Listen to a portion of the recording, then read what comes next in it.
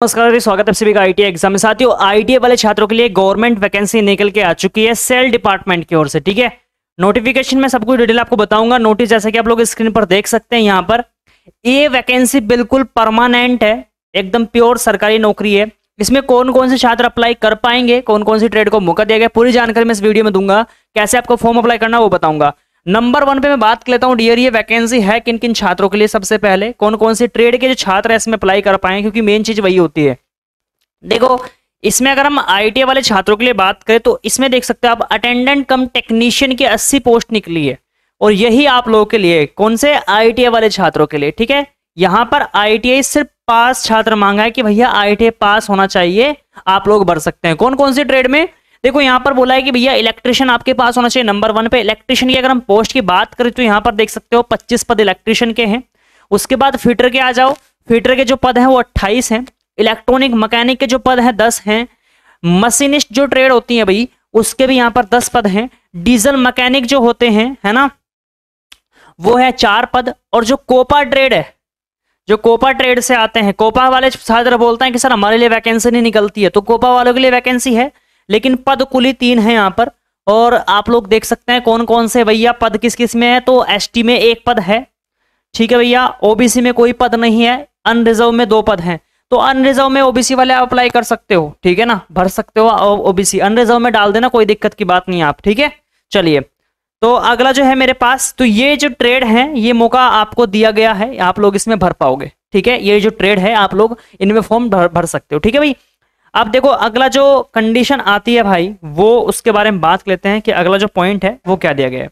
यदि मैं बात करूं एज लिमिट की, यानी कि मैं आयु की अगर मैं बात करूं, आपकी एज इसमें कितनी रखी गई है, तो इन्होंने कहा है कि भैया हमें 18 साल से लेकर के 28 साल तक के जितने भी छात्र हैं वो चाहिए उन ट्रेड से, ठीक है। 18 साल से लेकर के 28 साल तक आप लोग इसमें अप्लाई कर पाओगे, जिसमें आपको छूट भी दी जाएगी।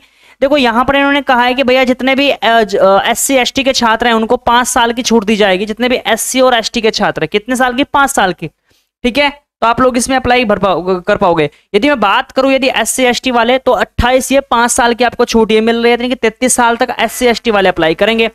उसके बाद अगर हम बात करें यहाँ पर ओबीसी वाले छात्रों को, तो ओबीसी वाले छात्रों को यहाँ पर 3 साल की छूट दी गई है। और यदि मैं बात करूं जो पीडब्ल्यूडी से होते हैं उनको 10 साल की छूट जनरली मिलती है, ठीक है ना। तो ये एज क्राइटेरिया होगा 18 साल से लेकर के 28 साल। अगला जो पॉइंट है उसके बारे में बात कर लेता हूं यहां पर, कि इसमें फीस के बारे में बात करूंगा, कैसे आपका सिलेक्शन इसमें लिया जाएगा उसके बारे में बात करूंगा। यहां पर आप देख सकते हो, यहां पर अटेंडेंट कम टेक्नीशियन की पोस्ट है, ठीक है। अटेंडेंट कम टेक्नीशियन की पोस्ट है, जिसमें मैंने आपको बता दिया 18 साल से लेकर के 28 साल तक की आपकी इसमें जो है एज लिमिट मांगी है भाई।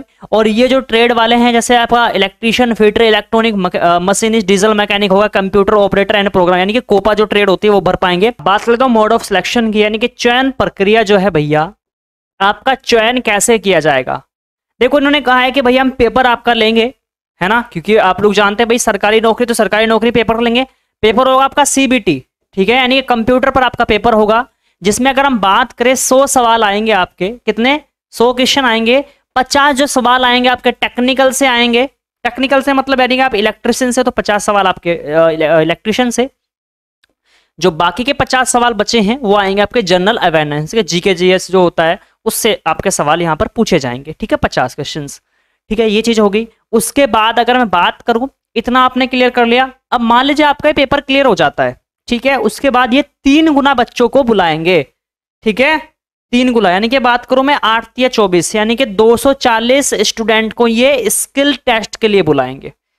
आपको क्या होता है, देखो जैसे आपका प्रैक्टिकल होता है ना, प्रैक्टिकल आईटीआई प्रैक्टिकल होता है, तो इसी प्रकार से आपका एक स्किल टेस्ट होता है। वो सिर्फ क्वालिफाई आपको करना है।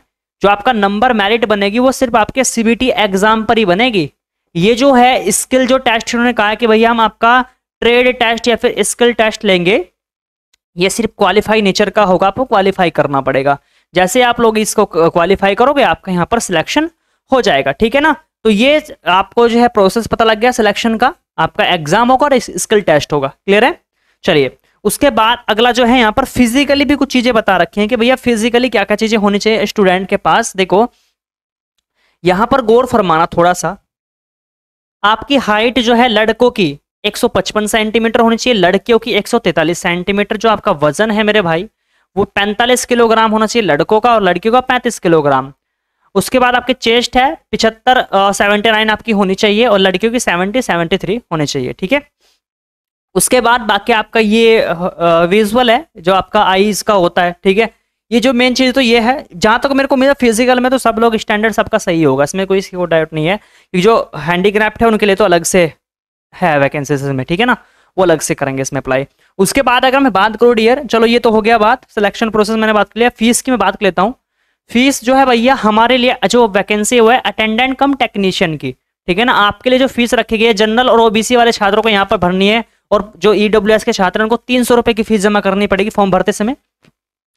एसटी एसटी पीडब्ल्यूडी वाले छात्रों को 100 रुपए देने पड़ेंगे, क्लियर है। अब बात करते हो कि इसकी जो फॉर्म है वो कब से स्टार्ट हो रहे हैं भाई, तो फॉर्म इसके 20 नवंबर से स्टार्ट हो रहे हैं, ठीक है, 20 तारीख से स्टार्ट हो रहे हैं और इसमें आपको 16 दिसंबर तक अप्लाई करना है, ठीक है, समझ बात को। 20 दिसंबर से फॉर्म इसके स्टार्ट हो जाएंगे और 16 दिसंबर तक आप इसमें फॉर्म में अप्लाई कर पाओगे, ठीक है। अप्लाई कैसे करना है, अप्लाई करने के लिए इनकी ऑफिशियल वेबसाइट है गवर्नमेंट की, कौन से www.cell.co.in है ना, ये ऑफिशियल वेबसाइट है, इसमें जाओ।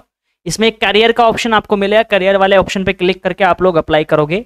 सिंपल मैं प्रोसेस बता रहा हूँ, या फिर आप हमारी वेबसाइट पर जा सकते हो ITexamYT.net, जिसका लिंक मैंने नीचे डिस्क्रिप्शन बॉक्स में दे दिया है, या फिर हमारी टीम से भी आप फॉर्म वगैरह फिलअप करवा सकते हो। टीम के नंबर डिस्क्रिप्शन बॉक्स में सभी मौजूद हैं, ठीक है ना। यदि कोई भी आपका डाउट बनता है इस वैकेंसीज को लेकर के, ठीक है, मैंने बेसिकली हर चीज़ को इसमें कंप्लीट कर दी है, वैकेंसीज कितनी है ना, कौन कौन छात्र भर पाएंगे। बाकी इसमें 10th प्लस ITI मांगा है, आपके पास 10th प्लस ITI पास होना चाहिए, चाहे आप NCVT से हो चाहे आप SCVT से हो, दोनों ही छात्र इसमें अप्लाई कर पाएंगे, कोई इशू नहीं है। बाकी यदि कोई भी वैकेंसी को लेकर आपका समय डाउट बनता है तो आप मेरे को लास्ट में कमेंट कर सकते हो भाई, ठीक है। तो मिलता हूँ फिर अगली वीडियो में, ऐसी वैकेंसी को जो है अपडेट आती रहेंगे आपके पास, बहुत ही अच्छी वैकेंसी और भी आपको जल्दी देखने को मिलने वाली है, जिसका मैं वीडियोस भी जरूर क्रिएट करूंगा।